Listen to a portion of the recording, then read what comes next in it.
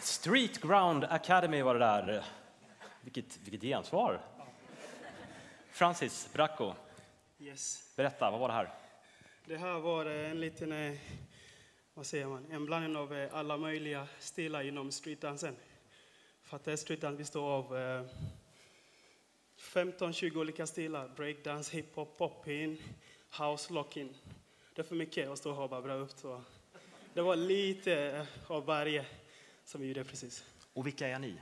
Jag heter Francis Bracco. Det här är Sam Junesi, en av Sveriges absolut bästa dansare.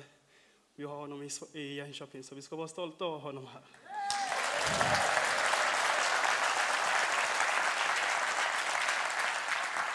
Och ni har en alldeles speciell koppling till just Munksjön, vad jag förstår. Berätta. Ja, vi har vår lokal söder om Munksjön där ni vill rivas om och bygga om.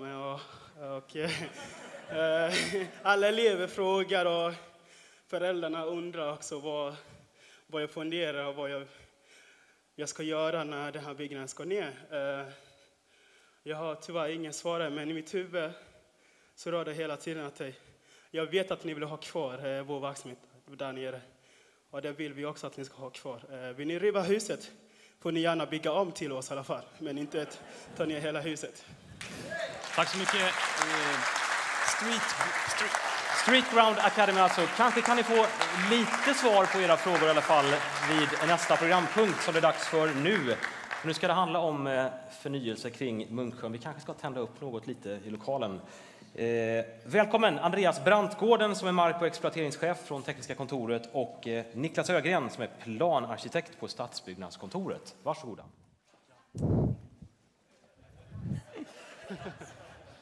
Jag ska säga det också att förnyelse kring Munksjön är alltså ytterligare ett av de här huvudspåren eller utvecklingsområdena som stadsbyggnadsvisionen innehåller. Varsågod. Slippa dans ska jag garantera. Men vi ska försöka hålla samma tempo. Innan Andreas börjar prata så tänkte jag försöka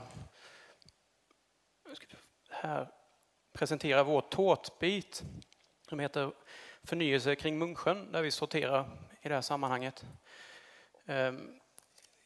I stadsbyggnadsvisionen så är ju detta en av de handlingsinriktade punkterna som handlar om förtätning av området kring Munksjön.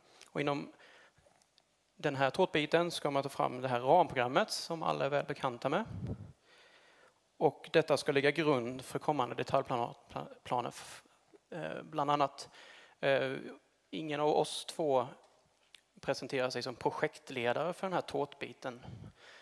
Men istället kan man ju se det som när ramprogrammet antagits så är ju alla som driver ett projekt eller implementerar ett projekt eller gör någonting i det här området är ju projektledare för sin respektive del och är ansvarig för att alltså principer och visionen förverkligas inom det här området.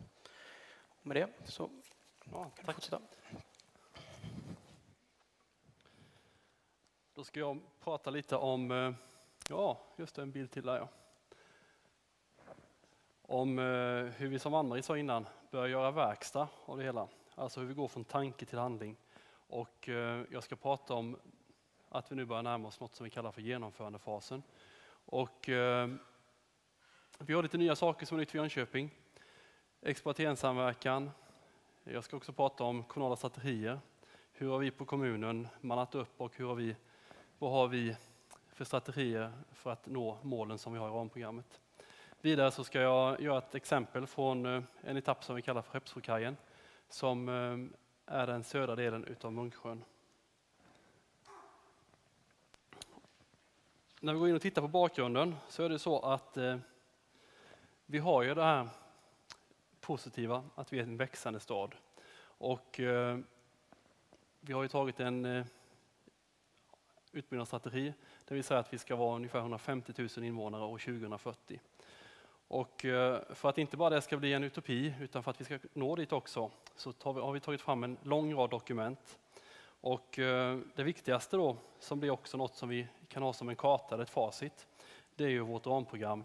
Och nu när vi kommer ha en antagen ett antaget ramprogram då som blir en fördjupad översiktsplan, en FÖP, så har vi också någonting att stå på, en grund att stå på.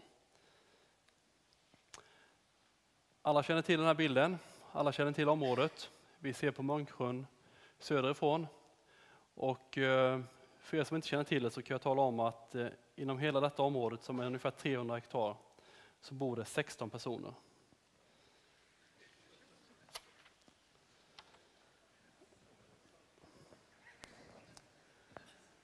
Tanken är ju lite annorlunda i framtiden.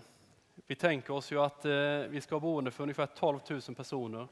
Vi ska ha arbetsplatser för ungefär lika många i det här området. Och för att kunna hantera den här stora ytan då, så har vi gjort små indelningar. Vi har en blå cirkel på att säga, men en blå avgränsning som visar södra Munksjö fabriksområde. Där kommer Niklas tala om hur det går med detaljplaneprocessen på det området. Vi har den röda cirkeln som visar åt Skeppsbrokajen, där jag kommer komma in och tala om hur vi tillsammans med andra aktörer jobbar med den ytan. Vi har även den östra delen som när man pratar med folk på stan säger att ja, men den här ytan den kommer inte bebyggas på många år. Och jag säger väl att det är inte säkert det är så. Vi har ju redan nu pågår väldigt mycket arbete i det här området där vi som kommun gör flera förvärv. Vi talar med fastighetsägare om hur vi ska kunna få till stånd en ändring även där.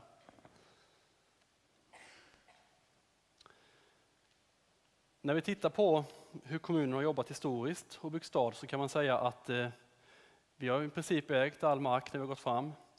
Vi har byggt mycket på jungfrulig mark, mycket jordbruksmark och staden har brutit ut sig mer och mer. På grund av att klara alla årbarutagande, klara partiklar, miljö, buller med mera, så har vi sett att vi kan inte göra som vi gjort tidigare. Vi kan inte sprida ut oss på jordbruksmark. Vi måste förtäta, vi måste omvandla vår stad. Detta är ju en intressant utmaning samtidigt som vi har en minskad markreserv i kommunen. Det vill säga, vi förfogar inte längre över mark. Hur ska vi då få till en ändring? Det är frågan. Och nyckeln till detta då, det är ju vår samverkan. Alltså att samverka över näringslivet med högskolan och kommunen och därmed få till stånd en förändring. Det har ju varit så att enstaka exploatörer har ju velat gå fram och förtäta, omvandla delar av vårt stora ramprogramsområde. Där har kommunen sagt nej och sagt att vi måste se helheten. Om vi ska kunna börja jobba på ytan så måste man lägga fram de olika ytorna, de olika etapperna. Men inte minst för att det är ju väldigt mycket och stora investeringar i det här området. Vi pratar om att det ska byggas nya gator, vägar, lekplatser, allmänna platser med mera. Vidare är det så att det är en konst att bygga en stad så att vi inte skapar en massa döda zoner som står tomma i framtiden. Till vår hjälp har vi då tagit fram en kommunal strategi. Hur ska vi agera på kommunen? Hur ska vi på kommunen agera när fastighetsägare kommer in med förändringsönskemål? Och hur ska allmänheten och fastighetsägare i området förhålla sig till detta? I vårt ramprogram så är vi väldigt noga med att tala om hur vi kommer jobba i framtiden. Vi jobbar mycket med information, typ de här formerna. Min avdelning jobbar mycket med information och träffar enskilda fastighetsägare. Vidare så är det så att vi har ett samarbete som sträcker sig i hela kommunen över förvaltningsgränserna i vår stadsbyggnadsvision. Och när det gäller förändringsönskemål i området så säger vi det att allt som sker här måste anpassas till vårt ramprogram. Det vill säga att vill man göra någonting med sin fastighet som inte är förenligt med ramprogrammet, då säger vi nej till sådana bygglov. Man måste alltså våga säga nej för att få till en ändring. Annars är ju risken att de bygglov vi släpper fram idag blir hämmande för hela ramprogrammet. Man kan då tänka sig att aktörer som vill någonting då anpassar sin utformning till vårt ramprogram. Alternativt så kan man göra så att man kan sälja sin fastighet till exempelvis kommunen eller till någon annan fastighetsägare eller exploatör som vill samma sak som vi, det vill säga förverkliga ramprogrammet. Vi jobbar alltid med att förvärva fastigheter i området och då erbjuda alternativa lägen. Och till detta har vi ju tagit fram 2 väldigt attraktiva industri- och verksamhetsområden. Ett på Edenstorp och även Logpoint South Sweden ute vid Torsvik. Vidare så jobbar vi också med att aktivt lösa in de tomträtter som löper ut. Och tanken är ju här då att det här är ett jättearbete som kommer pågå i många, många år. Men tanken är ju att det mesta ska gå så smidigt som möjligt, alltså inte stöta på problem med att vi har fastighetsägare som säger att nej, men jag kan inte växa, jag kommer lämna staden, utan det här är ett arbete som vi gör tillsammans med fastighetsägare och med näringslivet. Jag fick också ett uppdrag att jag skulle speeda på takten lite grann, så vissa bilder kommer jag faktiskt hoppa över. Men när det gäller samverkan här då, jag har ju försökt förklara lite varför vi ska ha en samverkan, och byggandet är ju så pass långsiktigt här då, och det är också väldigt bra för oss att vi kan förklara för fastighetsägare och exploatörer att här kommer även kommunen satsa långsiktigt. Vi kommer plöja ner ganska många miljoner här i en infrastruktur. Även om man som exploatör också får vara med och ta en del av det hela, så är det väldigt mycket kommunala pengar som ska läggas ut här då. Dock är det så också att vi kan ju inte som kommun takta det här själva, utan vi måste ha hjälp av alla som finns i området idag och även sådana som vill vara i framtiden. Den här bilden visar lite grann på vårt Skeppsbrokajen som jag kommer in och prata om nu. Och nuläget är ju att vi har en ganska gles byggnation utav industrier, och det är också bara industriverksamhet i det här området. Vi har då tagit fram en struktur för området som visar hur ska det kunna se ut i framtiden. Den ser ni längst ner till höger där, och har en lite större format. Det här var ett arbete som vi inledde för ett par år sedan tillsammans med de fastighetsägare som vill vara med och förändra och är markägare och fastighetsägare här idag. Området är ju ganska stort och innehåller ju ungefär 2300 personer som ska bo i framtiden plus en massa arbetsplatser. I den här gruppen som har tagit fram den här strukturen så har vi varit en fastighetsägargrupp med bland andra ska jag säga HSB, Skanska, Korallen, NCC och Jönköpings kommun. Sen har det fallit bort några och kommit till några, och sist ut som har kommit in här är Likrima som har förvärvat en ganska stor del av mark här. Och det har man inte gjort för att man vill bedriva industriverksamhet, utan på grund av att man tror på staden och vill se något annat här i framtiden. Det vill säga bygga blandstad. Exploateringssamverkan. Jag skriver här, det är unikt. Nej, men det är nytt för Jönköping. Det är nytt för oss på kommunen, och det är nytt även för de aktörer som finns här.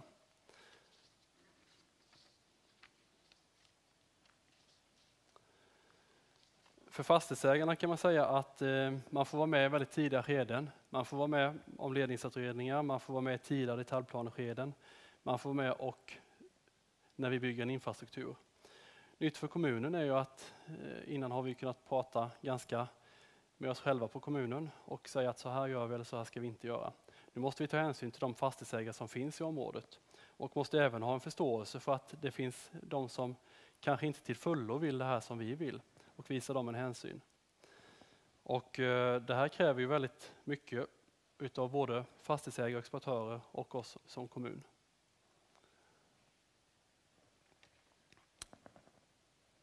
På vår Skeppsbrokajen så är tanken att vi ska fördela mark i det nya i proportioner till det gamla vi har. Och vi jobbar mycket med avsiktsförklaringar tidigare skeden.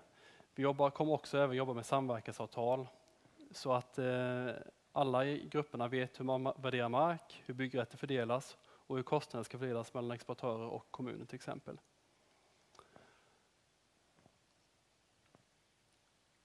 Här är en bild som visar nuläget på vår Skeppsbrokajen, där vi har en röd liten fyrkant som visar en markägare. Vi har en blå som visar en och så vidare. Och tanken är ju här att om ni tittar på de olika markägargränserna som finns i de röda linjerna till exempel, och sen så ser vi då att det stämmer givetvis inte överens med den underliggande strukturen.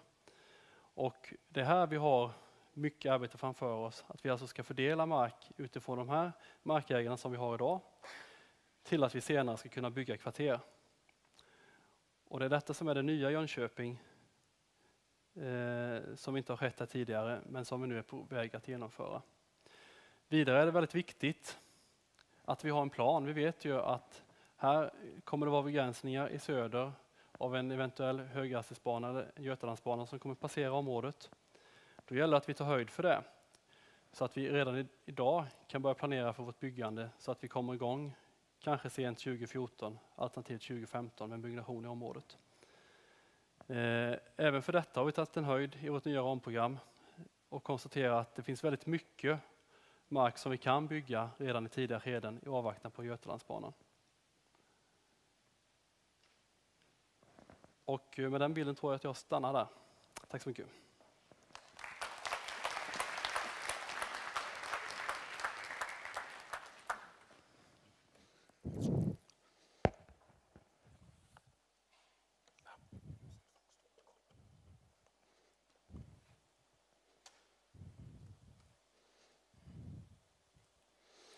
Så där. Jag heter alltså Niklas Ögren och jag jobbar som planarkitekt på Stadsbyggnadskontoret. Och jag arbetar med den första detaljplanen inom hela stadsbyggnadsvisionen, i alla fall i ramprogrammet. Det här är Munksjö fabriksområde, modell äldre, en gammal bild. Och egentligen skulle Gunnar Järvhammar ha pratat och beskrivit det här, men han hade tyvärr inte möjlighet att komma hit idag. Så jag får försöka prata för honom så gott det går. Munksjö fabriksområde har ju byggts ut i Munksjön allt eftersom man har haft behov av att lägga till ny industrimark, så har man gjort utfyllnader, en historik av väldigt mycket utfyllnader. Man har betraktat sjön som en resurs och sen har man lagt till ny mark. De senaste gjorda är från 77 enligt den här kartan, har man gjort små justeringar. Det går ju en järnvägsvall förbi där, förbi jordbron som kom upp genom området. Den järnvägen gick ju kom ju upp framför länsstyrelsen där det finns en gammal station, den kommer ju den här vägen in. 2007 så köpte ett nybildat bolag hela planområdet eller stora delar av planområdet i alla fall av Munksjö AB som är det stora bruket här. Det här nya bolaget består av Lustgården, Tosito och sen också med i det här sammanhanget är Simonsson-gruppen. Det nya namnet bildade de ett bolag som heter Tolust och det är vår motpart i den här exploatörssamverkan som Andreas beskrev. Det som skiljer det här projektet ifrån Skeppsbrokajen är ju då till att börja med att vi har en motpart eller medpart i den här samverkan som vi diskuterar med. Och de har ju varit med från början i ramprogrammet i olika typer av referensgrupper och från staten har vi suttit med och jobbat med oss.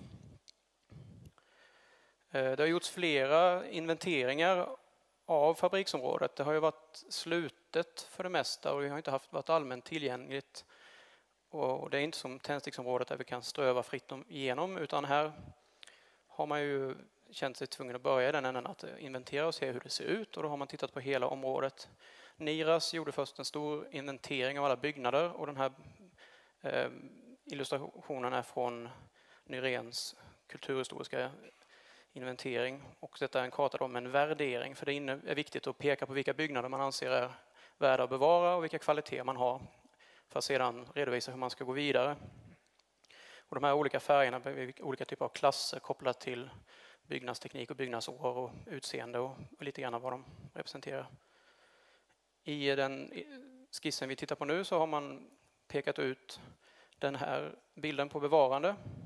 Beskrivit, man kan samla det här ut med kajen så man kan få ihop en kulturmiljö, ett befintligt stråk, och har sparat byggnader som är representativa för sin typ och kanske unika, och tagit bort andra byggnader som även trots att de har ett högt kulturhistoriskt värde så är de inte unika och den enda i sitt slag och så vidare, för att allt ge plats till en fungerande struktur. Och den här bilden kanske ni känner igen. Den är ju nu unik eller historisk, för nu ser det ut så här. Och om vi tänker tillbaka på från tanke till handling så har vi ju redan gått till handling inom vårt planområde. Så den här byggnaden är numera helt riven. Den var en av de som pekades ut som en som inte kunde finnas kvar i den här strukturen.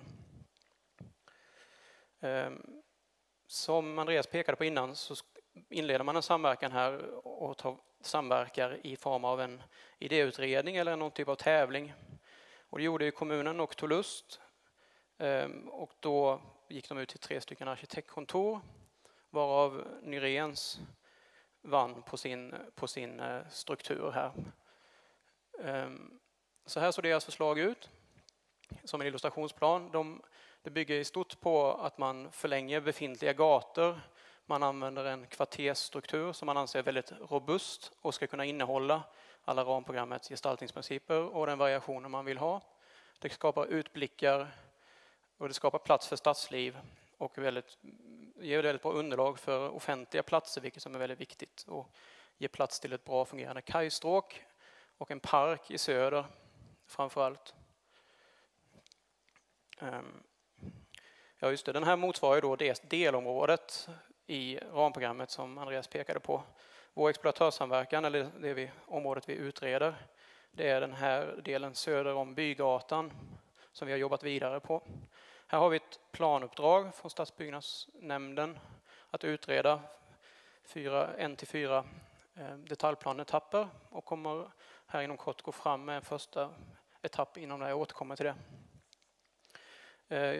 Parken som dominerar det här, den kommer jag också återkomma till, men där ser man ju vilken central plats den har i den här strukturplanen och hur viktig den är för att det skulle fungera som en lite av en dragare, men också länka ihop det här stråket kring Munksjön som kommer upp här. I norr här ser ni en bevarad lokal och tillsammans med detta skulle skapas en platsbildning kring ett torg som länkar upp det här stråket ut med den här kajpromenaden som kommer här. Detta är befintliga Torparondellen där man har skissat på 2 handelskvarter kring ett plan. Nu var Munkplan ligger strax norr om. Namnet var upptaget redan. Det var besvärligt tyckte arkitekten som har försökt få oss att byta namn på Munkplan. Så vi letar ju efter ett bättre namn fortfarande på den här platsen. Men det ska ju vara en entré in till området ner till förlängningen på Torpagatan. 2 streck längst ut som man kan undra lite över. Där har det ju diskuterats flera gånger om en ny länk över Munksjön med något sammanhang. Och de diskussionerna kommer ju fram och tillbaka lite då och då. Men den här gatan ska i alla fall ha den bredden. Den ska vara geometriskt säkrad för att man vid något tillfälle skulle kunna komma med någon typ av anslutning där över bron. Det finns inte med i det här projektet, men det ska finnas plats till detta. Ramprogrammet i de delarna som berör vårt område är också ett planprogram. Så det är ju utrett till en sån noggrannhetsnivå så att man anser att detta är ett antaget planprogram, eller om man säger så, där man har beslutat om vad som gäller för byggnationen på vårt område. Och så detta utgår vi ifrån. Och där fanns ju också en lång att göra-lista i form av utredningar, vidare utredningar dels för buller, partiklar, tillstånden för utfyllnader och tillstånd för lite allt möjligt, omgivningspåverkan och sådana här saker. Så det har vi jobbat vidare med. I ramprogrammet har vi också de här gestaltningsprinciperna. 10 stycken sådana som ska beskriva kvarters täthet, tillgänglighet, hur gator fungerar, offentliga platser, privat, offentligt, energianvändning, sol, ljus och skugga och så vidare. De här ska inarbetas i alla utformningar inom ramprogrammet och resultatet av detta ska då beskrivas i ett blandstadsprogram. Och det här är vårt blandstadsprogram som vi tar fram tillsammans med arkitektkontoret och Nyrens. Och vi har kallat det principer för stadsdelens innehåll och gestaltning. Så man skulle kunna kalla det ett gestaltningsprogram också, men det som är speciellt är ju att här ska man redovisa hur ramprogrammet följs upp i våra olika detaljplanetapper. Hur man tar tillvara på alla principer. som finns där. Till exempel, jag har bara tagit med ett par stycken här. Blandstad är ju det vi ska bygga. Och i detta ingår ju då också att det ska finnas en funktionsblandning och det ska finnas möjligheter för lokaler och olika verksamhet i bottenplan. Så man ska kunna aktivera sådana här stråk och skapa liv och rörelse. På sikt då, det finns ju en dynamik i det här också. Det är inte säkert att man kommer gå in och öppna en lokal i första etappen, för då finns det ju inget underlag och så vidare. Så det handlar om att hitta olika möjligheter att fylla de här med verksamhet. Så det ska finnas möjlighet i vissa lägen och det ska vara förberett från början i andra lägen. Det röda här är ju då ren handel i bottenplan och någon typ av verksamhet här nere i den här bevarade byggnaden. Det här ska ju ses då på en förhållandevis väldigt lång sikt. Vi börjar bygga ut det här området från södra delen och sen ska det här då hitta sin väg norrut mot den här befintliga verksamheten. Så det är en etappvis, en stegvis omvandling av hela fabriksområdet. En övergripande skiss på hur parkeringssituationen ska hanteras. Ut med Barnapsgatan så har vi en höjdskillnad på ungefär 10 meter uppe vid Torparondellen. Och då finns det ju stora möjligheter att ha 2 till 3 parkeringsdäck under de kvarteren ut med Torpargatan eller Barnapsgatan. Och det har ju varit en utgångspunkt, som sagt, hela tiden. Vissa av de här kvarteren som ni noterar är ju då vita och innehåller inte någon egen parkering. Så det blir en utmaning att beskriva och med avtal, gemensamhetsanläggningar och liknande och se till att man har sitt parkeringsbehov tillgodosett vid det tillfället man behöver det eller när det kvarteret ska byggas. Här är en modellbild från Nyrens. Vi har jobbat med de här volymerna. Variationen i höjd som ingår i de här principerna.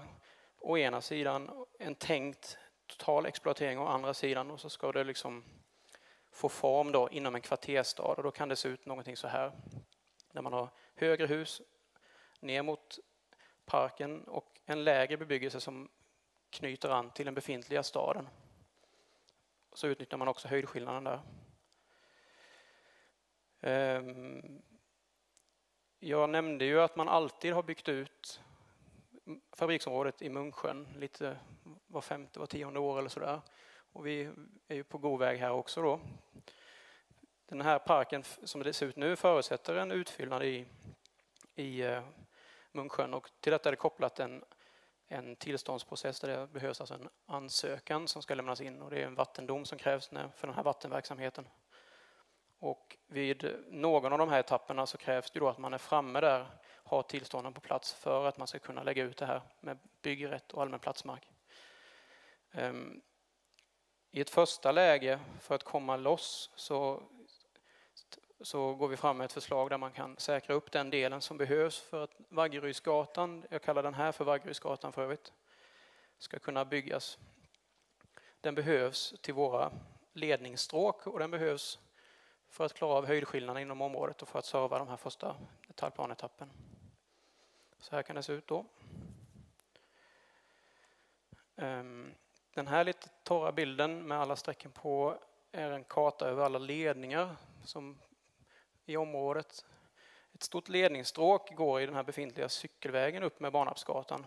Och det är ett väldigt stort åtagande att flytta de här ledningarna till ett nytt lämpligt läge. Det påverkar tidplan och det påverkar höjdsättningar och vad man kan göra och så vidare. Det här är strecket illustrerar den här stora hela Torpa Söders dagvattenledning som tidigare har gått ut på den här punkten, men nu ska föras vidare till en plats för fördröjning och rening förbi området i gatan.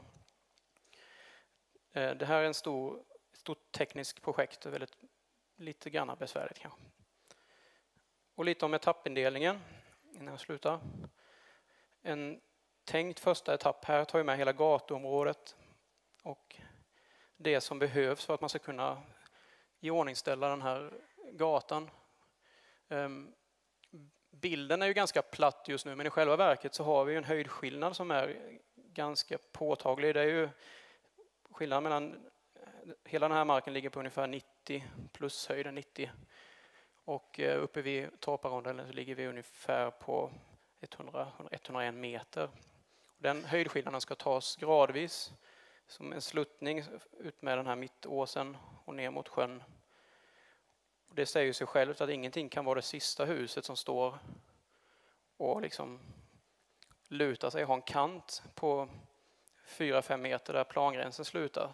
Så det är lite av en utmaning att hantera det här utan att planlägga hela området, för det finner vi vara väldigt opraktiskt, för den ska ju vara genomförbar planen också. Slutbilden. Från tanke till handling. Här har vi monterat ner industri, alltså en symbol, lagt den åt sidan för kanske uppföra den igen på någon plats vid något annat tillfälle. Så.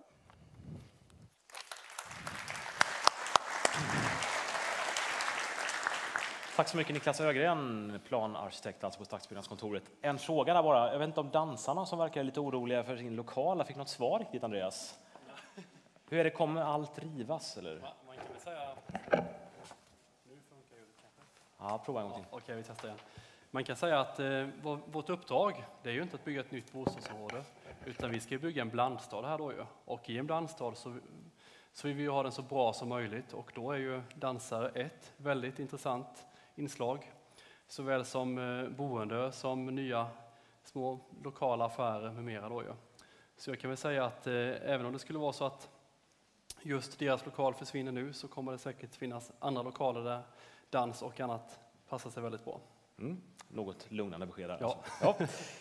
Tack Andreas Brantgården, mark- och exploateringschef på tekniska kontoret. Det är ju så här att det grymtas ju redan lite i staden om att det börjar bli trångt. Det är mycket bilar och det tar lång tid att ta sig fram. Allt är ju relativt i och för sig, tycker jag som har bott i Stockholm, vid Nynäsvägen där det var 90 000 bilar per dygn.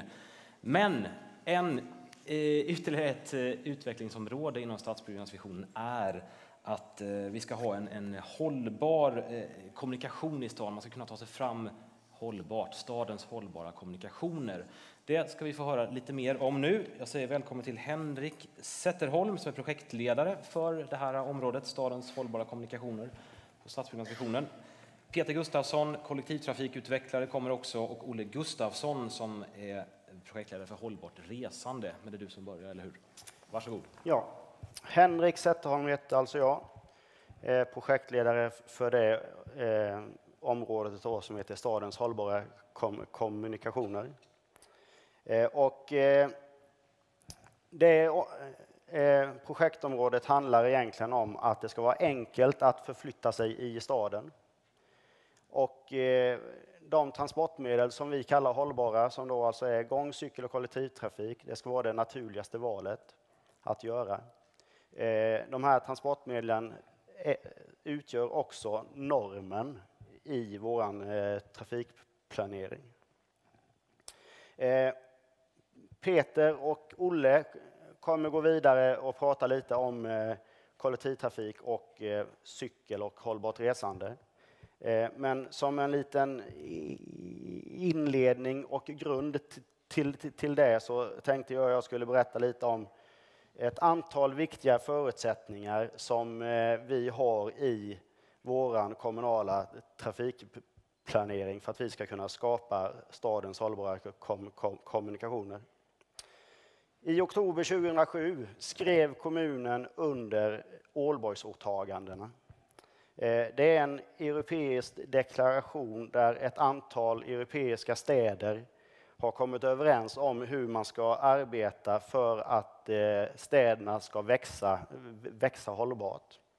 Det är 50 stycken åtagande som man har samlat i 10 stycken områden. Område nummer 6 är det området som handlar om trafik. Det området heter då bättre framkomlighet, mindre trafik. Och där har vi bland annat det här som vi har som ett väldigt viktigt uppdrag, att minska behovet av privata motorfordon. Det står också i detta åtagande att vi då ska öka andelen resor med kollektivtrafik och till fots och med cykel. En annan väldigt viktig förutsättning i vårt arbete, det är våra kommunala mål. I program för hållbar utveckling, som är ett dokument som samlar kommunens miljömål, Där har vi 2 stycken mål som då berör trafiken. Ett för kollektivtrafiken som handlar om att vi ska fördubbla resandet till 2020 och ett mål då om cykel som då säger att vi ska öka cyklandet med 30% till 2015. En annan otroligt viktig förutsättning det är tågtrafiken, höghastighetståg, Götalandsbanan och Europabanan. Detta som vi fortfarande hoppas på ska komma är en grej som kommer påverka Jönköping, som kommer bidra till våran stads utveckling och hela den här regionens utveckling. Dåvarande Banverket, nuvarande Trafikverket, gjorde 2009 en förstudie. Vi var med i den delen som handlade om stadspassage Jönköping. Trafikverket har idag med sig i detta 3 stycken stationsläge. Men Jönköpings kommun har ju då sagt att det stationsläge som är mest aktuellt för kommunen är det stationsläget söder om Munksjön. Och ni såg ju innan på Andreas bilder var någonstans detta läget skulle ligga. Och det är då också detta läget som till stor del påverkar hur den framtida trafiken kommer gå. Vi har också våran utbyggnadsstrategi. Den strategi som talar om var någonstans våra 25 000 kommande invånare kommer bo. Var någonstans nya verksamheter och sånt kommer läggas. Detta är också en väldigt viktig förutsättning som påverkar sättet som vi reser. För att hantera de här viktiga förutsättningarna så har vi då arbetat igenom hur cykeltrafiken ska fungera i centrum. Vi har arbetat med ett handlingsprogram för kollektivtrafiken som då berättar hur vi ska utveckla kollektivtrafiken för att nå vårt mål. Vi har en handlingsplan för hållbart resande som handlar om delvis då hur vi ska kunna förändra våra resvanor. I kommunikationsstrategin så samlar vi ihop alla olika trafikslag och pekar då på ett antal åtgärder vi måste genomföra för att kunna skapa det här hållbara trafiksystemet. Nu så var det Peter. Och känns det ju som att det har blivit fel på den bilden där. Det är alltid bra att börja med en felaktig bild. Men vi ska se här. Vi får fortsätta från den bilden. Jag kan väl bara säga då att ska vi alltså titta då på kollektivtrafiken som alltså är en del utav det hållbara resandet.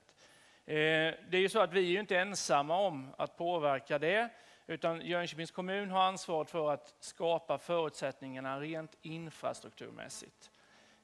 Länstrafiken ansvarar för turutbud och linjeutbud, och till detta kommer då någonting som Olle ska prata om också. Vårt sätt att tänka annorlunda, alltså våga pröva någonting nytt. Det är ju så idag att de flesta reser ju inte kollektivt. Och vi ska alltså anta utmaningen, eller ha antagit utmaningen, att fördubbla antalet resande fram till 2020. En åtgärd som vi ska göra nu är den som ni ser här på bilden. Till höger har ni atollen, ni ser Östra kajen, ni ser teaterrondellen. Det här är ett jättenålsöga, det vet vi alla. Vi tycker ofta att här är det köer, det tar lång tid, man hittar andra vägar. Man kör kanske norra Strandgatan, man kanske kör söder om Munksjön. Men hur som helst, här passerar 25 000 bilar varje dag. Det fanns ju tidigare en utredning som skulle säkerställa att vi kunde dra fram en spårväg här. Vilket fick till följd att de fastighetsägarna som nu bygger eller har byggt på Östra kajen har fått flytta sina fastigheter något västerut. Nu har vi genomfört en förstudie och vi påbörjar en projektering på måndag. Och avsikten är att bygga den här lösningen som alltså ska prioritera upp kollektivtrafiken någon gång under kvartal 2 och 3 2013. Vi ska se om det här funkar nu. Nu ska jag få åka med. Det här verkar inte bra.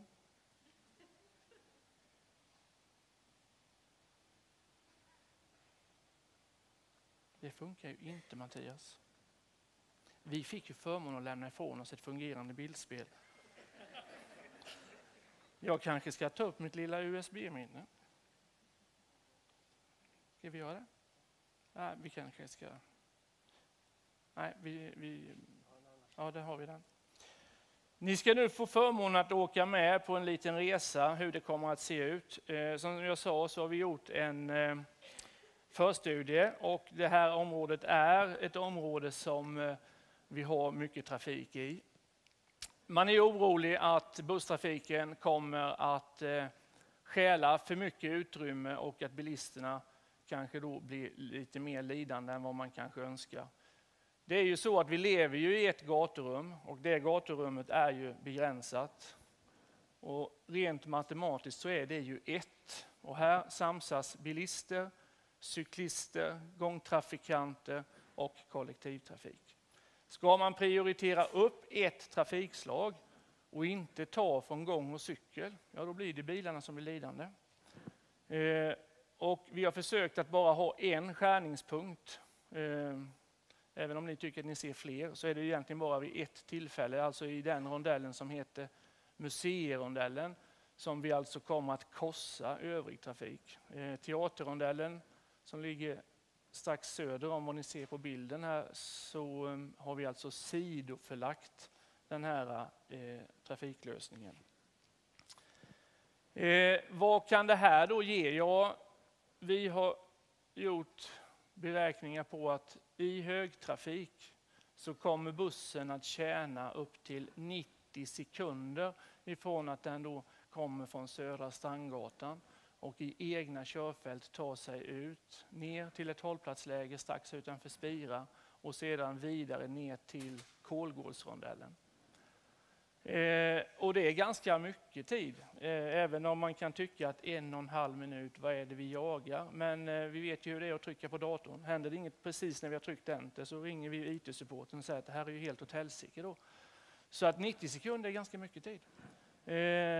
Och för bilisterna blir det naturligtvis så att de kommer att få lägga lite mer tid på sin resa, åtminstone igenom den här cirkulationen. Vi har beräkningar som visar att kommer man komma från Odengatan och kör ut mot Munksjöbron så kan det i värsta fall bli en fördröjd restid på 36 sekunder. Den adderade medelrestidsökningen ligger på 13 sekunder. Det är lite lättare om man kommer från bron och ska ut på Odengatan för där finns ett separat fält. Så där är den inte mer än... Ska vi se så inte jag säger fel här. Den är maximalt 24 och medelrestidsökningen är 8 sekunder. Så att man kan väl säga att det är ju egentligen som politik. Man tar från de flesta och ger till de färre där då som sitter i bussen. Och det här kommer ju då generera möjligheterna, förutsättningarna att skapa en snabbare trafik och en högre turtäthet. För det är de två delarna som vi har att möta framtiden för att få fler att resa.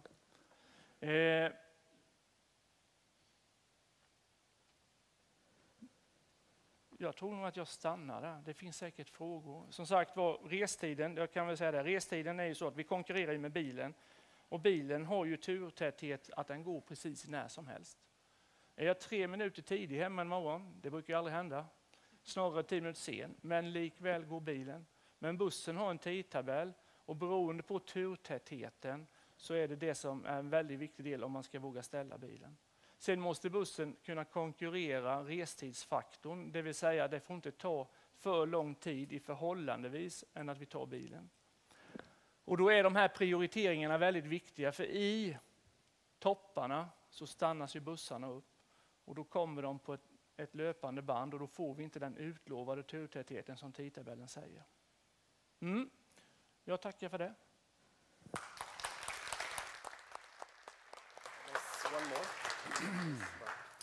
Jamen, då så. Olle Gustafsson heter jag och jobbar som projektledare i Hållbart resande. Ett annat ord för detta är också mobility management. Det handlar lite grann om mjuka åtgärder på lite olika vis här. Det handlar om beteendepåverkan för att styra om från vårt alldeles för myckna bilåkande över till gång, cykling och kollektivtrafik. Vi måste även se till att vi blir effektivare på att använda våra bilar och vägar på olika vis. Då. Och i Jönköping så har vi då en handlingsplan för att arbeta med det här. Och den innehåller ett antal olika punkter. Förankringsarbete, det är att vi ska se till att alla tjänstemän och politiker hänger med på de här punkterna. Varför är det viktigt att jobba med hållbart resande? Se till att det här tänket finns med från början i olika processer. Vi gör en bilpoolsutvärdering. Just nu så görs det ännu lite större en tjänstebilsutredning i Jönköpings kommun för att se om vi kan effektivisera och spara pengar, vilket det brukar handla om i olika kommuner som gör det här. Hållbart resande i samhällsutvecklingen handlar om att tänka rätt från början, inte bygga på fel ställen för att generera felaktig trafik, utan vi vill att folk ska kunna resa kollektivt, cykla eller gå från början. Målgruppsinriktad information, hitta sätt att informera olika resenärer på rätt sätt så att de kan ta sig till sina arbeten och fritidsaktiviteter på ett vettigt vis. När vi kommer in på tjänsteresor och resor till och från arbetet så gäller det både inom den egna organisationen i kommunen men lika väl utåtriktat på andra arbetsplatser. Så vi ska försöka arbeta med de här frågorna för att även där bli effektivare. Barns skolvägar, debatten om det ständiga skjutsandet pågår ju överallt. Jönköping är inte på något sätt unikt i den här frågan, utan det här pågår ju över hela Europa till exempel. Det skjutsas och det skapas trafikkaos utanför skolor, så det är en viktig fråga. Och så till sist handlar det om att sprida information och därmed skapa lite hype och sådär kring kollektivtrafik, cykling och andra saker. Och lyckade åtgärder som vi gör. I Jönköping så bedriver vi lite olika utåtriktade kampanjer. Och det här är det senaste exemplet på vad vi har gjort. Det är säkert många av er som har fått en liten folder hem i brevlådan. Det gick till 51 000 hushåll drygt. Det handlar alltså om elcykel, för att många gånger så pratar man om här i stan att det är helt omöjligt att cykla för det är så mycket backar. Som cyklist vet man ju att det inte stämmer, men med en elcykel så kan man verkligen säga att man tar död på alla argument, för det går verkligen att cykla bra med en elcykel. Den här dagen som vi sedan hade, den 22/9, elcykelns dag, blev ganska lyckad. Nu ska vi se här så jag tar mig tillbaka åt rätt håll. Den blev ganska lyckad. Det kom cirka 300 besökare trots att det var en väldigt, väldigt regnig och kall dag. Vi hade väl egentligen räknat med en total katastrof med tanke på hur vädret såg ut. Men det kom alltså 300 pers och testade att cykla elcyklar. Och det här var en väldigt lyckad dag, och även cykelhandlarna i stan var väldigt nöjda med detta. Det märktes att folk hade börjat ställa mera frågor inne hos dem i anslutning till våran marknadsföring här. Vi gör ju några utåtriktade aktiviteter dessutom här i stan, som sagt. Sen så handlar det om lite andra bitar, vilket är utbyggnaden av cykelvägnätet. Och lite andra insatser för att öka intresset för cyklingen. Och här har vi då den stora grejen som vi har jobbat med i år, vilket är färgskyltningen av olika huvudstråk för cykel.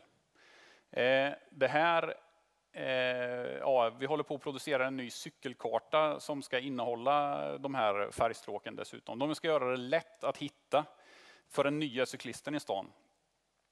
Så åker man det röda stråket som inte syns här i och för sig. Vi säger det gula stråket som är Dalvikstråket egentligen då. Så vet man att åker man längs de gula skyltarna så kommer man till sist landa in i centrum. Eller om man åker åt andra hållet då, i Dalvik. Kanske man behöver en elcykel för att ta sig upp till Dalvik om man inte har cyklat så mycket tidigare. I alla fall, de här skyltarna som ni kanske har sett någonstans på stan tidigare, de finns i alla de här olika färgerna som syns här. Plus då de här skyltarna som råkade bli felstavade, inte på grund av våran insats utan ja, det var lite krux med de som tryckte skyltarna faktiskt. Så, men nu börjar det här komma på plats och det kommer bli en lysande grej för cyklingen i stan. Vi jobbar dessutom på att förbättra cyklingen in i stadskärnan särskilt. Där har det verkligen rådit ganska mycket brist på olika sätt då, med, ja, vad ska man säga, cykelvägar som bara tagit slut, eller man tycker att men jag skulle vilja cykla här men det känns ganska otryggt och så. Men nu börjar det hända grejer på riktigt allvar. Så att här ser vi de 2 stycken riktigt bra stråk genom stan via Brunnsgatan och Fabriksgatan som inte riktigt är färdigt än. Ni kan se där upp till höger på bilden där att bygget fortfarande pågår då, framåt Sofiakyrkan här. Ja, och med det så får vi tacka för oss.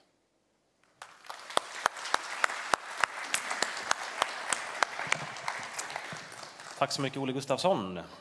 Så där, det börjar bli dags att runda av här snart. Ett par praktikaliteter. De som inte har gjort det, ta med en kasse som ligger här utanför. En svart tygpåse, eller hur Mattias? Med tryck på. Skriv också upp namn där ute så att ni får e-post om ni så vill. Med nyheter och annat härifrån på den utskickslista som ligger där ute. Så där, next part is in English. I don't know if Danish is a choice. I hope you excuse me if I introduce you in Swedish, Mr. Trevor Davies. Det finns, det gör jag. Ja, se där. Århus blir Europas kulturhuvudstad år 2017. Trevor Davies som är här har varit projektledare för den processen. Vi ska höra om den nu och det handlar inte bara om kultur. Jag tycker vi ger en applåd till Mr. Trevor Davies.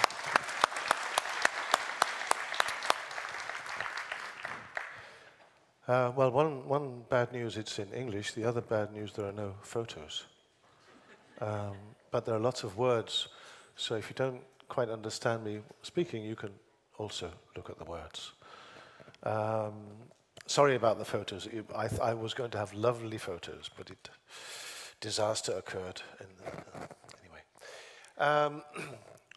I've chosen for the title this Democracy. Democracy and City, of course. It's title of a project organized by the Roskilde Festival, music festival, which every year builds its own city, 75,000 people, 5 days, and it's a completely different city from the ones we know. But it is a city. Everything has to function, everything has to work. It's just as logical as some of the explanations you've had now. You have to transport people, you have to feed people, you have to sleep and so on. But of course it's built with another ethos, another idea.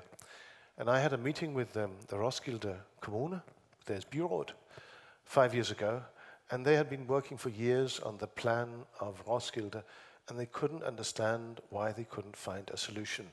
Because it's a beautiful city by the lake, has a cathedral, it has the Vikings, it has lots of qualities, and they couldn't understand why nobody really wanted to come there. But everybody came to the festival until they thought of, why don't we just make a mold of the two? Because what we need in our city is what they have in the festival.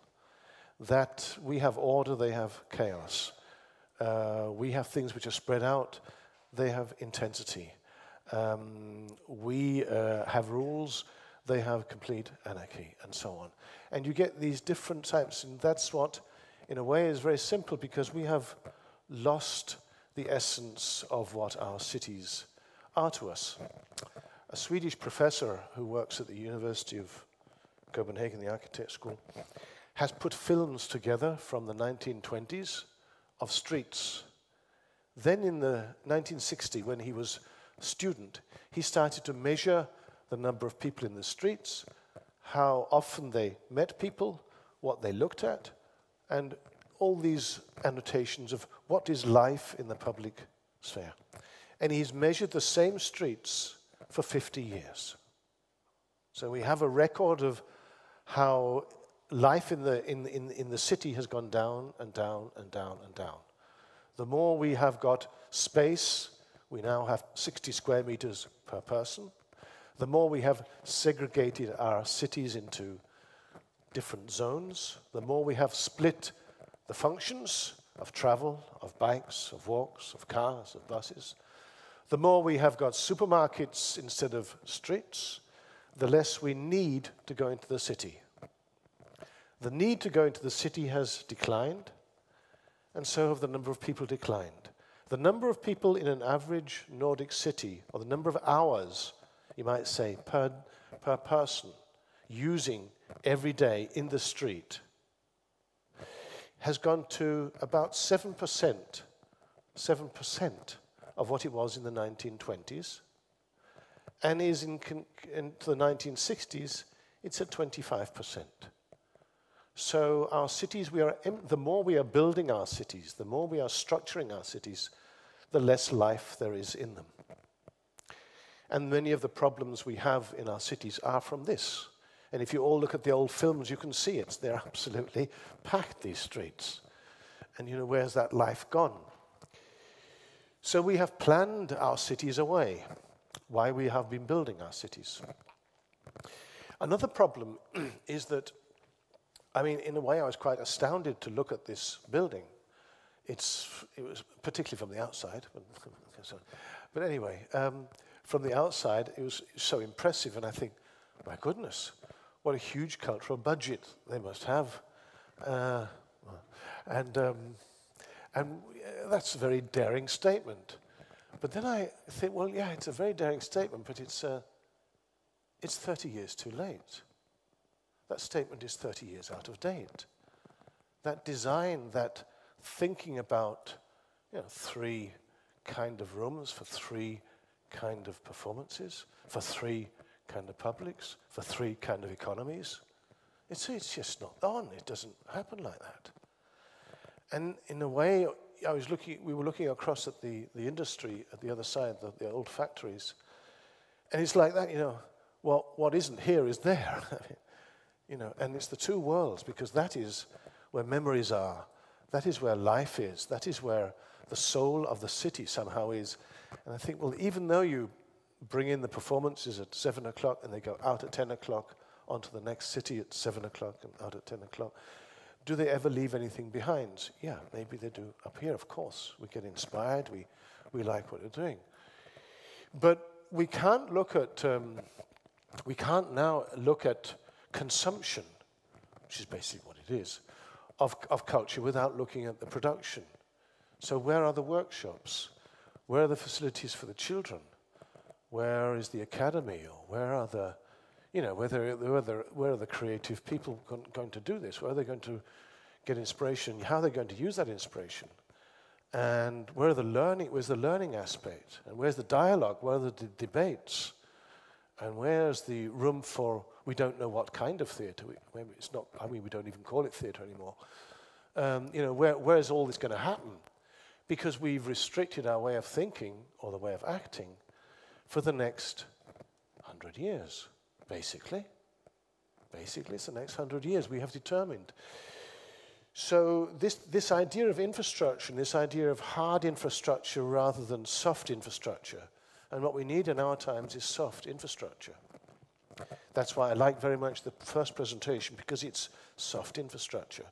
Here today, gone tomorrow. We try it, we test it, we play. We're playing. And our cities basically have to be also places we play.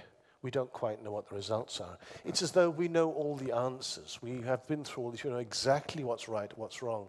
And it's so deterministic and so authoritarian that, you know, it really is questionable, because why we really are breaking our backs to get the budgets to do this, and it's a fantastic symbol. Does it actually solve the basic cultural problems? And the basic cultural problems cannot be packaged into rooms because they're out there in the city.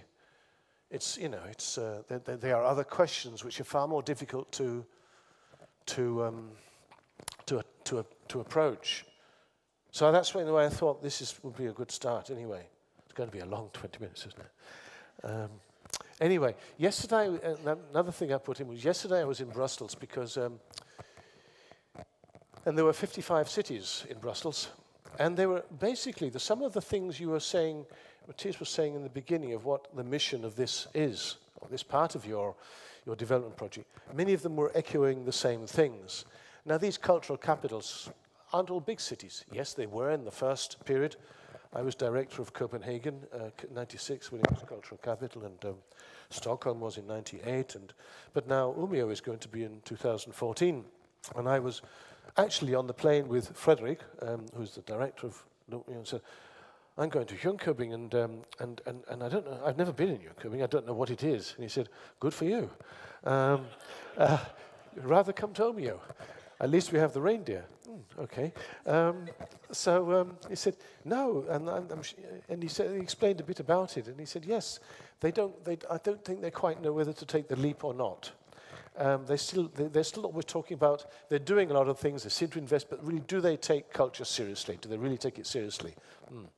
So anyway, but just to say that these are not all big cities, but this was interesting because in a way, looking at these cities and how they presented themselves, all of them, yesterday, and I was the last one because 2017 is the last one they have appointed, you got a history of how we are looking at cities and culture over the last 3 decades. And we really have become to think about, and these cities, it's interesting to say, what have they experienced? What have they learned? And we have to think in decades, which is good. And we have to think about not a project for the city, but a project with the city, which I think you're doing. So in a way, it's a testing ground for the belief in the city as a creative, cultural phenomenon. I'm talking about culture as a way of life. And opens up for the way we understand, plan, organize, and present our cities from the inside and from the heart, rather than perhaps from the head with a logic. So what are the motivations of all these cities? Because it's not just the capitals of culture.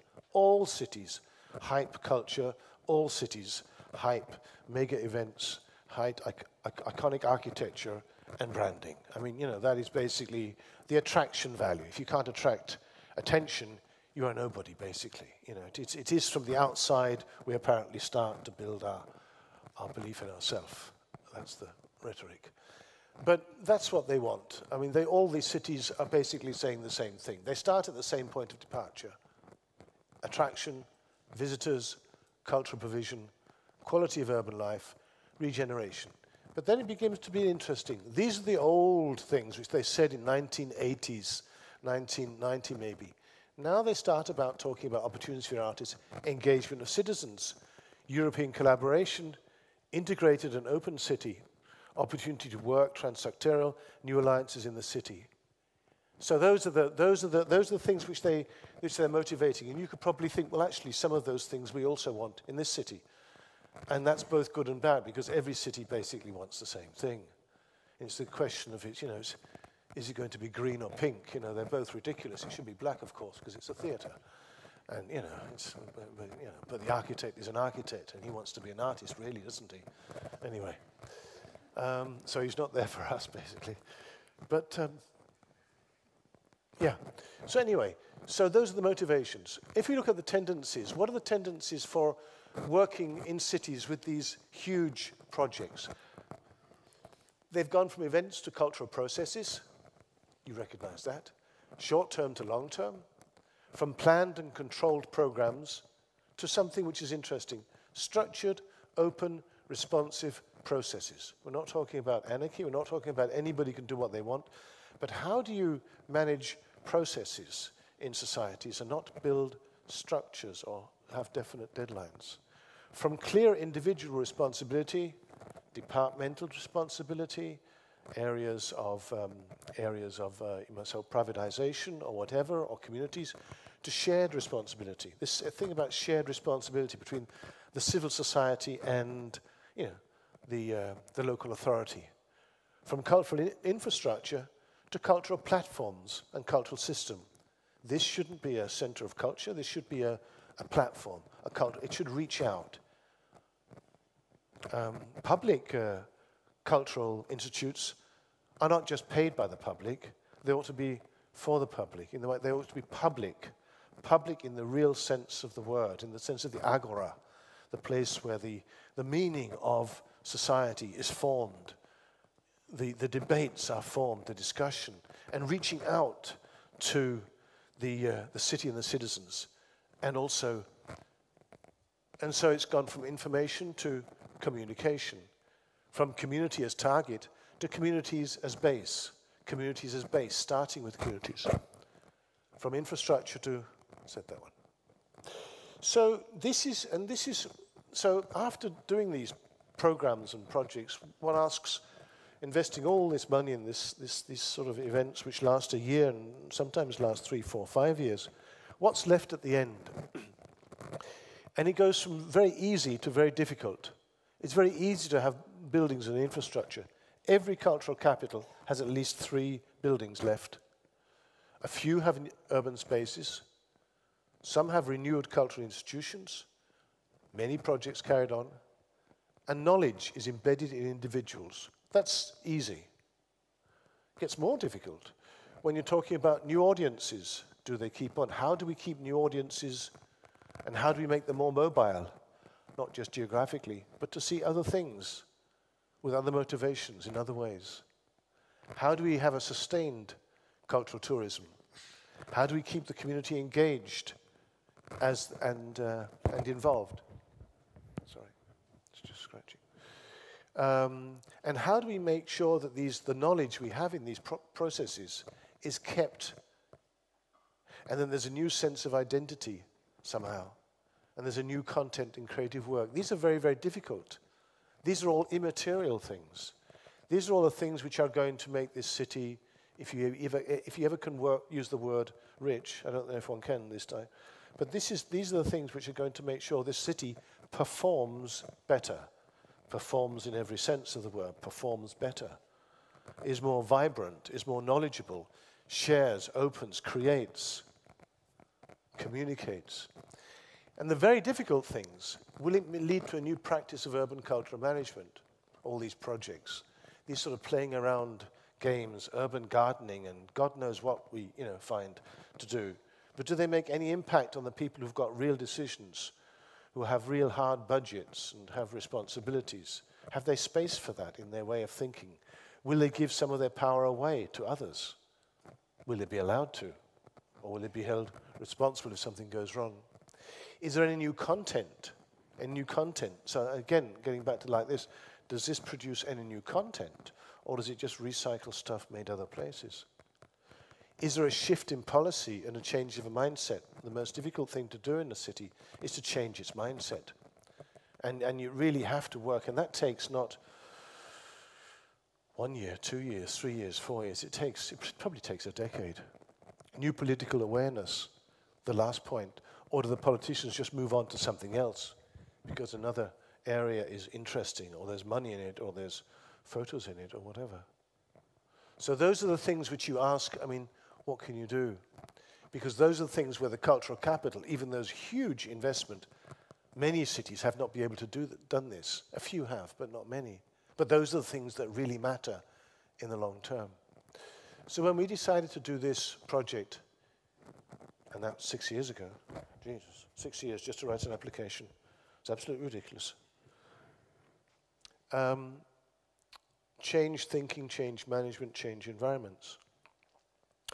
So you could be very sarcastic and say it's just another city wanting its, to have a big event, moment of fame, just to attract the creative class. Horrible expression. But we all know, we all have to respect it because it's true, it's just disgusting. Just another project which might as well be messed up by what usually happens, particularly in smaller cities, conflicting interests, personalities, egos, factions. Or just another branding exercise where all the visions get hyped up and taken over by somebody who's sellable. It becomes a marketing bureau, or the tourist office grabs hold of it, and it just becomes impossible because they put the wrong pictures to the words and whatever. So, or will in a time like this, do you ever expect anything to be experimental mere? Is it more? Is it a word where you can at all use experimental, or does it sound sort of too hippie-ish or something? And maybe we shouldn't talk about capital so much, money, but cultural capital and social capital as well, environmental capital. But you might say capital because it's a lot about releasing and accessing resources in cities. And resources are not easy to put down on budgets because there are far many resources in any city, in any community, in any person than what you can put on a budget, of course. So it's using budgets to trigger resources and not trying to just, you might say, equate everything in capital. So, you know, can we, and one of the really, in the city of Århus is 300,000 people. 30,000 people work in the local authority. 30,000, 1/10. Almost, you know. And if you include their families, I mean, you know, we're basically all living off the town hall or something, you know. It's quite a startling thought. But that is, one of the biggest problems is the internal barriers. I don't know quite your structure here, but we have 5 aldermen who are vice mayors, and they are responsible. They're not heads of committees, chairs. They're responsible, and it's absolutely hell. It's absolutely hell. You know, and I think so. I think it's quite interesting that you started actually a process. Normally, one would start in the city, in the communities, and work inwards. You start inwards and work outwards. The way you started this process, and I think that's very encouraging, as long as you do get out there sometime, and don't get bogged down in internal things. But it's interesting to find that that's happening because what processes need are advocates and people who understand it from the city. Because working on a project like you are doing, or a cultural capital in another way, is that if the city as an authority, political entity, administration is here, and civil society is here, it's creating a neutral platform between them where there is space for conflict, space for ideas, space for processes in which actually nobody owns but everybody can take part in. And creating that sort of free space which creates this dialogue means that this space, looking at has to have a mandate and has to have a commission and has to be able to have its identity.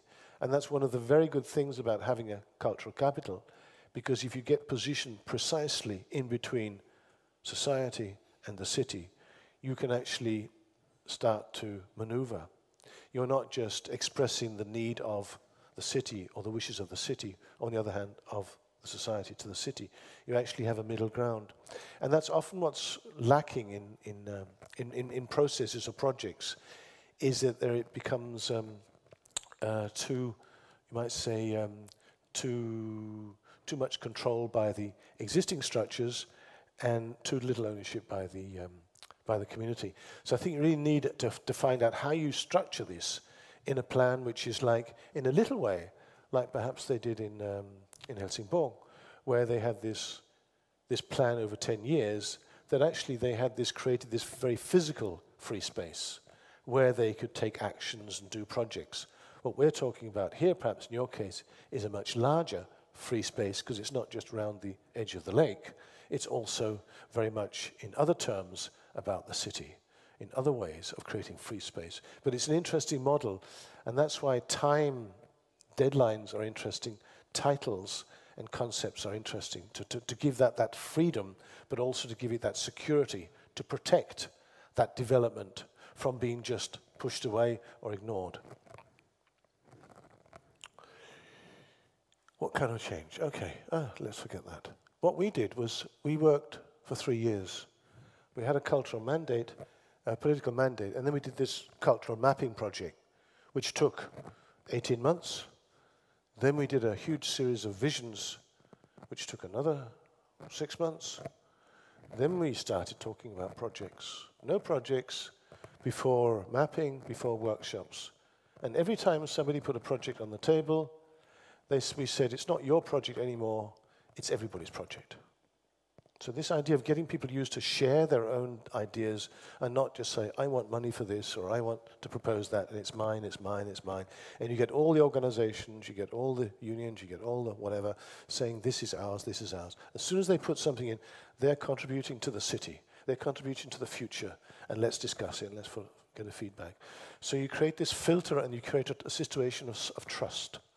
Trust that we trust each other to not take each other's ideas, but also contribute and help. And then we had a proposal, which you've got now. So that took, just getting the proposal took 4 years. And in a way, while doing that, you have two flanks. And this is what I'm saying about the middle stream. This is what you might say we were responsible for. But then we had, on the one hand, stakeholders, councils and boards, 18 local councils. It's 1.1 million people in the region. And on the other hand, you have participants, partners, and citizens. And we had 17,000 people involved in this process. 17,000 people. It's massive. And it's not just ticking a box. It's like taking part in a workshop, going to a debate. And many of them took part all the way through. And how do we do this mapping? You started with a workshop with 176 people, and as I said, that ended up with 17,000 active. So then we had theme meetings, and then we had theme SWATs, and at these SWATs there were about 100 people in each SWAT. And then we started to do from this SWAT, which was made some large books, presentations, exhibitions, put them on the web, and then started to find our mapping projects. What do we want to map? How do we want to map?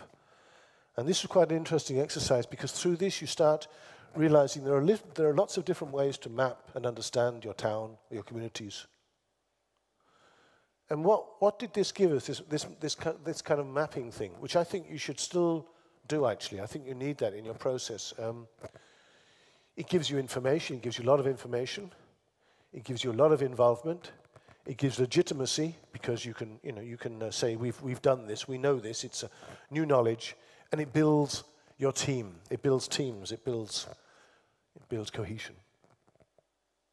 Oh, sorry, I'm going to bounce. And it gave us a theme, and this theme is very simple. And this is actually a complete Machiavellian plot. Because actually, we decided on the theme before we started, but we just didn't tell anybody. But what we wanted to do with this theme was to keep it open, because as soon as you agree on the product, the result, you exclude 90% of everybody who says, that's stupid, that's a ridiculous theme. Oh my God, why did they think of that?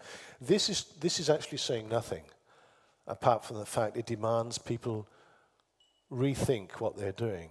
And rethink about, you might say, that the time we are in, and what the time we are in demands of new responses to new demands. Because after going through a decade of, you might say, almost mass hysteria about the economy, about the climate, about social issues, about race, religion, and we come from a city, or I come from a city which produced the Muhammad drawing, so we know quite a lot about that, which nearly toppled, basically the whole country. But from these crises, multiple crises, how do you then go on? Do you really believe that the same models can be used? So this is a scream about, this is a kind of thing about this city has to be taken seriously because it wants to find solutions. And of course the solutions we will try to find are the same solutions everybody's trying to find, but that doesn't matter. So we start to think about the city as not something which is exceptional. I actually think it's quite ordinary. Århus is a very ordinary city. There are 600 cities like Århus in Europe. They're all trying to find their identity. They're all between 150 and 300,000 people.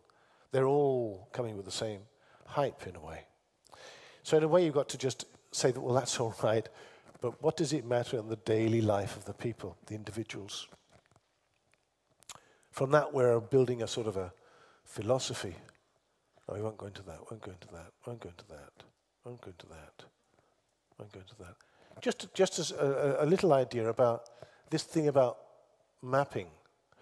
See, we had some themes we were mapping, and here you see, here we worked with mapping which was very much data-based. You know, it could be statistical data on lots of things.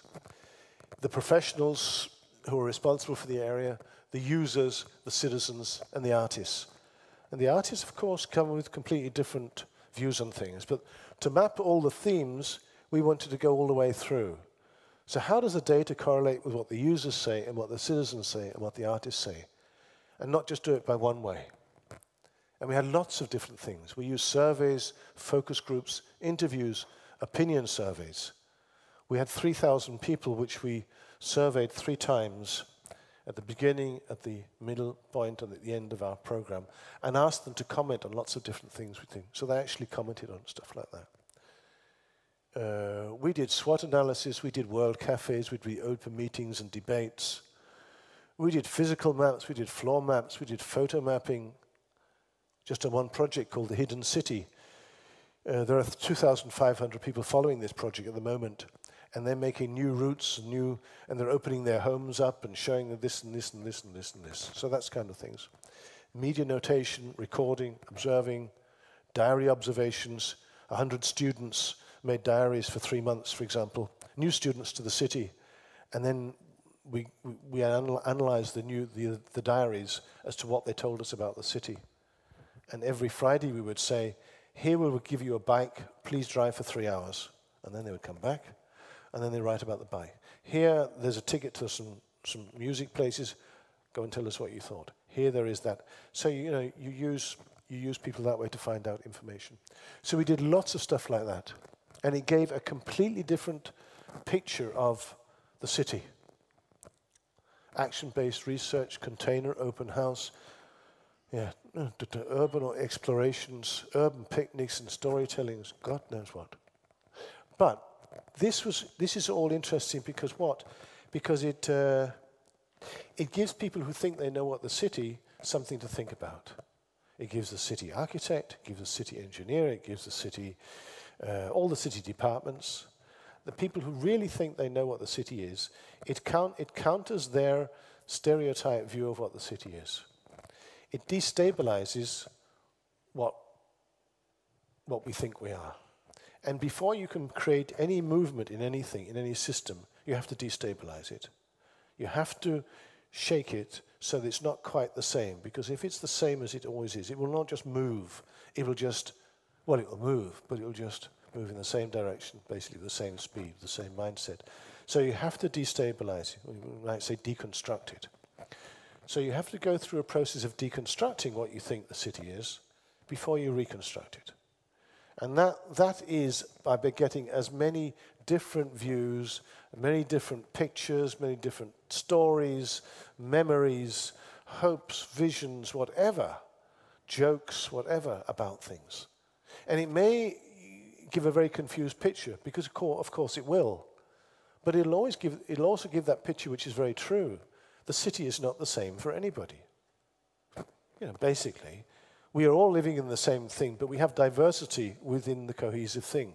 We have an identity from complete differences of opinion, of where we came from, of birth, of family, history, whatever, where we are. So this is very, very important. And this is what planners and others normally don't want to listen to, because it makes things very, very difficult to put into straight lines and logical frameworks. By the way, I'm educated as a planner, but that was many years ago. So putting it into logical frameworks. But this is necessary to do this, to make sure that not what people are saying they really believe is the only answer. And it's good to have those points of view in. And from this then so that's how we worked, and that's the one thing I'd like to say. This process of, and this is what you call cultural planning, which is the cultural planning. It's not planning for culture, it's using a cultural, you might say, methodology of, as an artist would work, or as a cultural creator would work, testing and trying and different points of view and whatever, rather than a linear, logical point of view. And that I really would think that it would be something like that. It doesn't have to be as complicated. It would be very beneficial because it leads to involvement, and it leads to shared ownership, and it leads to coming up with questions perhaps one otherwise would never do. And of course, there are a lot of truths in this. There's a lot of information to be used. Of course, there is. The third thing I'd like to say is basically something about public space, because that's one of the you might say things. So we talked about the cities, then we talked about this methodology, and getting back to what I started with, this whole thesis about cities. And this is why the public space is so absolutely clear. It has to be at the crux of any city planning thoughts for the next 10, 15, 20 years. The public space, the public domain. And this is not just as a functional space, but as a, yeah, of course, a social space, but as a creative space, as a cultural space. The cultural center of the future, or our future of the cities, is basically in the street. So this is really important. And the public space is an urban forum for ideas, experience and meaning, and a manifest for identity of the community, democracy. And this is what we really need to sort of, to share this open space, to share this potential, to meet, to look at people in the eye, to exchange ideas, to work together, to do things one-to-one, nitty-gritty, hands-on in the street. We're incredibly good in Scandinavia at splitting things up. So this is and this is why it's also perhaps, as you said, opportunities. But this is where again I think the artist might have a function. If you are to do anything cultural in the next few years and invest in culture, you seem to have invested a lot, but it actually would be to have artists working, you might see, where it's not art works, but it's art that works. It's actually, because the whole tendency the last 10 years has been for artists to re-engage in society. There's a whole movement across the world. It's not just people who are artists who are green or whatever, but it's the whole movement. If you look at any biennials, any arts biennials, the program is actually full of leaving the galleries, leaving the public space, going into the public space, and going into areas of cities where there are cracks, where there are needs, these vacuums, these places which are hazardous, which are not the nice parks, not the nice stage in front of a well-lit promenade on the, it's not that. It's not out there where, there are problems and there are really dilemmas and there are questions to be answered. So letting artists confront these things also is very good, because you can confront issues which are normally very political or almost social with artists in a way that is much easier, it's much softer, because they will not get criticized. If you debate it straight on, it becomes often very polemic, very hard. So actually having artists to go out and work these is not just good for the experience, but also does allow you to touch on issues which are otherwise impossible. One other thing, I think you also had a visit from Copenhagen, Tina, who is the chief architect. But one of the things which is important in our cities is first you have to deregulate the public space. There are so many rules and regulations and whatever about what you are supposed to do where. And what is a public space? Is the foyer here a public space, or is it private space? I'd say it was a public space, if it's paid by public money. But it's not, it's a private space. Or, or parking lots, or boutique centers, or whatever. And, So what is the public space? Where is the public domain in this city? How far does it go out? And deregulate it. I mean, allow more going on. They did this in Copenhagen, and they found out the foot, you might say, the number of people traveling in certain squares doubled within a year, because they just deregulated the rules of what you could do in the public space. I mean, that was quite a simple thing to do. So there is something to do there. The second thing is to have a one-stop shop, make it very easy for people to get permission. You don't have to get to the fire and the police and the, and the technical guy and the whatever. In Århus there are 14 doors you have to knock on just to make a stupid street theatre and throwing 2 balls. 3 perhaps, 3 balls. 2 balls, I can do that. Step 3: facilities and technical support. Mobile facilities to set up, whether it's tents, whether it's trucks, whether it's stages, whether it's lighting, whether it's sound and whatever. Give equipment, give facilities, stands and whatever, this can be done. Fund to support programs. Involve the cultural community to get out of their centres, get out there and actually take a lead on this. And then start programming the public space as you would a cultural centre. Give it a web page. Inform people about events which are going on. Invite people to stuff. I mean, do it as, regard it as something which is happening online and you can actually start and book. Again, they've done a wonderful booking system for a sporting area which is called Plug and Play. The only good thing which happened in Ørsted, this horrendous building mass on Amager, which is not so bad now, but at that time when the photos were taken, it looks like no, I don't know what it looks like, but it's they built a place called Plug and Play, which is a temporary sports environment because they lacked the young people from the city, and the city is quite far away. It's 2 kilometers from. But then they made this Plug and Play, which you could do anything at any time, 24 hours a day. You could basically make your basketball thing, or you could have roller skates, or you have whatever you wanted. And they managed to get up to a use of 600 kids a day within 3 months. None of these kids lived there. But then they made a survey afterwards and find out that 20% of the kids actually were responsible that their parents decided to move there. I mean, just to show you, small things like that can actually trigger a huge number of decisions which are made afterwards. So it's just actually advertising and programming the public space, the public domain as a cultural domain actually makes sense. So that was some practical things. So I think I'll stop there. Okay, thanks. Thank you. Questions, frågor till Trevor Davies. Ni kan ställa dem på svenska. Mattias Holmberg är redo med micken och han kommer att översätta. Några frågor. Okay, thank you very much. We have a gift for you. It's in Swedish, but parts of it is in English. Okay. It's pictures. Fine, good. Well, maybe I can use them next time. Okay, thank you.